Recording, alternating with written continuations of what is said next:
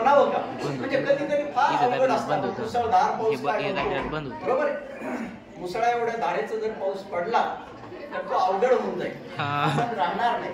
तर असो या सगळ्या गमती जमती आता हे करताना मग आनंद घ्यायचा कशात? तर आम्हाला साहित्य आवडलं, मी त्याकडे होतो. मी कधी तुमच्या माहितीच तो ग्राउंडवर गेलो नाही, माझा तो कच्चा भाग असेल. मला खेळणं कधी फारसं आवडलं नाही, रुचलं नाही, पचलंही नसेल कदाचित. तुम्हाला पण जे जे ज्याला आवडतं कुठली तरी एक कला आपल्याशी जोडा.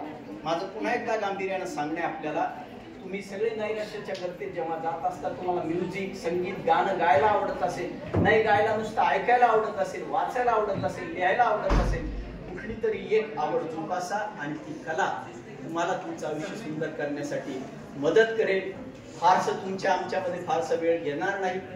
मला असं माहिती आहे की उपाशी पोटी ते नेहमी म्हणत असतो की तत्वज्ञान पचत नाही आणि भरलेला पोट असल्याशिवाय ते सुचत नाही, आणि आमचं भरलेलं असल्यामुळे आम्हाला सुचत येते आणि बरेच वेळ सुचत आहे.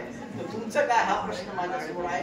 तर आज इथून तुम्ही जाता आहात, पुन्हा मी सांगेन नोकऱ्या सगळ्यांना भेटतील असंही नाही.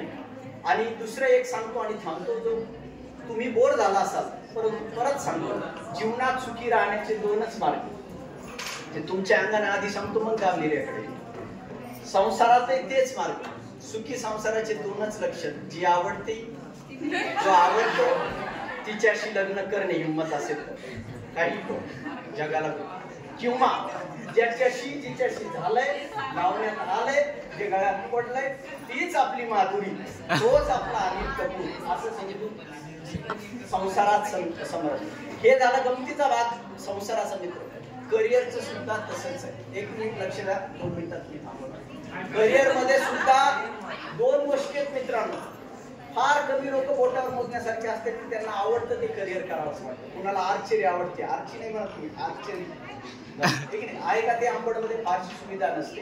कुणाला बुद्धिबळ आवडेल, कुणाला काय आवडेल, ज्याला जे आवडतं त्या आवडीचं करिअर करणं सगळ्यांच्या नशिबात नसतं. तर आपण जे करिअर नाविलाजानं करावं लागतं, दुसरा मार्ग आपल्याकडे कायम असतो, तो म्हणजे ते आवडीचं करून. तुम्हाला आर्ट्स घ्यायचं नव्हतं पण घ्यावं लागलं परिस्थितीत, आर्ट्स आवडीचं करा, आवडतं ते करा, किंवा जे करावं लागतं ते आवडीचं बनवा. कोणत्याही मार्गाने मित्रांनो तुम्ही नक्की जीवनात यशस्वी व्हाल, एवढंच या प्रश्नाने सांगतो. यशवंत व्हा, कीर्तिवंत व्हा, औक्षवंत व्हा आणि बुद्धिवंत व्हा, एवढंच या प्रसंगी ईश्वराकडे तुमच्यासाठी मागणं मानतो आणि माझे 2 शब्द थांबवतो. जय जय. धन्यवाद दातेकर. खरं तर आपल्या नावाप्रमाणेच आपल्याकडून घेण्यासारखं खूप काही आहे. आम्हाला सगळ्यांना बौद्धिक असं खाद्य मिळालं आपल्याकडून. खरं तर मंचाची माफी मागून मी असं म्हणेल की